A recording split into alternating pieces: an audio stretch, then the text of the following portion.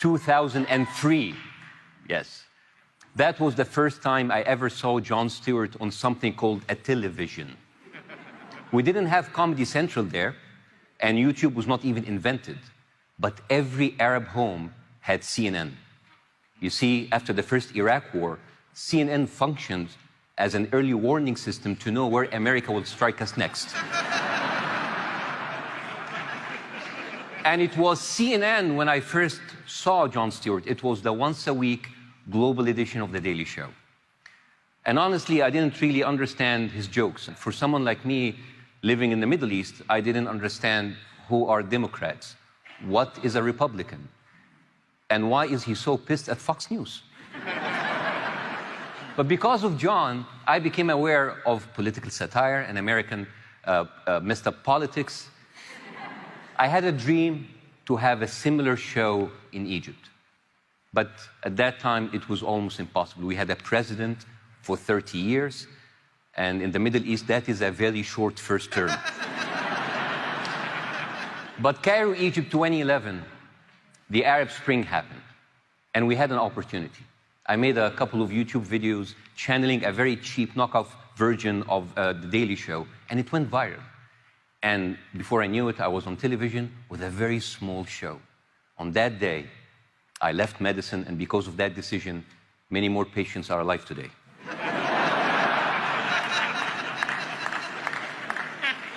People in Egypt loved the show. Authority, not so much. And then during my show, there was a warrant for my arrest. I was interrogated for 6 hours. And they asked me, straight up, does Jon Stewart sponsor you? And I said, that's ridiculous. Everybody knows he's a cheap so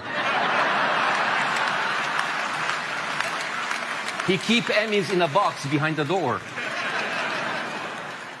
I went on his show in 2012. And after the show, I told him, I'm going to make you a promise. I'm going to create the biggest political satire show in the Middle East, with the first ever show with live audience, and I would love you to come. And he made me a promise. He's like, I will come. I had the most popular show in the Middle East, but there were also riots in the streets. There were tear gas. We had to smell it in every day when we were doing the show in the theater. And even the State Department issued a warning telling Americans not to go to Egypt. But you came. You fulfilled your promise. 2 weeks after that, the military seized power from the Islamists. I called Jon. I said, I'm scared. I don't know what to do. The new authority is too popular, too loved. I'm scared people would turn against me and I would lose my popularity. So he said, well, you need to ask yourself, do you want to do comedy or do you want to do something that would last forever? So I went all the way. I pushed the envelope. I spoke up. And as expected, my show was canceled. People turned against me. I faced lawsuits and defamation, and I had to escape from Egypt. So f*** you, Jon. Seriously, man. Thanks for nothing, buddy. I don't know what happened. I could have stayed and be a sellout, a very rich sellout. You had to be an inspiration. But I'm glad I'm here to tell you I love you, man.